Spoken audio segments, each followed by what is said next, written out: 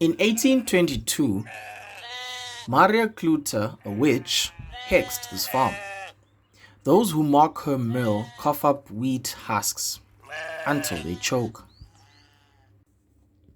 The Durbanville Nature Reserve was a peaceful place by day, its rolling hills and golden fields stretching as far as the eye could see.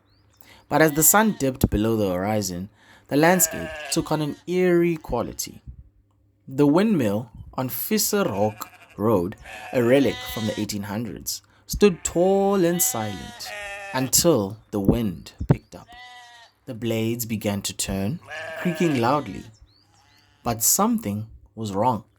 They spun backwards, defying nature. A herd of goats nearby stopped grazing and turned their heads in unison, their glassy eyes fixed on a small, dilapidated cabin at the edge of the field.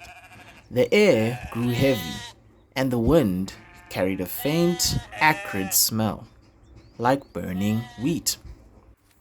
Locals knew the story of Maria Clute, the witch who had cursed the farm in 1822. She had been accused of hexing the crops, causing the wheat to wither and die. When the farmers confronted her, she accused them in return, vowing that anyone who mocked her windmill would suffer a gruesome fate. Her final words echoed through the years. They will choke on the harvest they stole from me. Over the centuries, the windmill became a macabre landmark. Those who dared to laugh at it, backwards, spin, or disrespect the land would soon find themselves coughing up wheat husks, their throats filling with grain until they suffocated. The goats, it was said, were her familiars, watching over the cursed land. Enter Mia, a brash TikToker with a penchant for viral stunts. She had heard the legend of Maria Clute and saw it as the perfect opportunity for clicks. Armed with her phone and a bundle of wheat she had picked from a nearby field, she marched up to the windmill, her followers watching live. Alright guys, she said, holding up the wheat. Time to see if this witch story is legit. Let's burn some wheat and see what happens. She lit the stalks on fire, the flames crackling as she waved them in front of the camera. The windmill's blades, which had been still, suddenly began to spin. Backwards, faster and faster. The goats, usually skittish, stood eerily still, their eyes locked on Mia. See, there's nothing to worry about, she said, laughing. Just an old windmill and some creepy goats. Mario Klutzer can't. Her words caught in her throat. She coughed, then gagged, dropping her phone. The camera captured her stumbling backward, clutching her neck.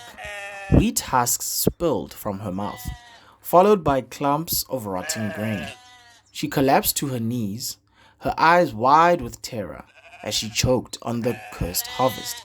The windmill's blades sliced through the air with a deafening roar, and the goats began to bleat in unison, their cries echoing across the field. The next morning, a hiker found Mia's phone lying in the grass.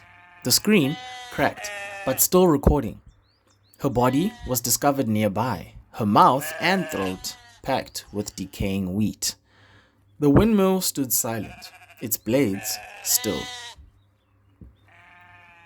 The video went viral, of course. Some called it a hoax, while others swore it was a proof of the curse.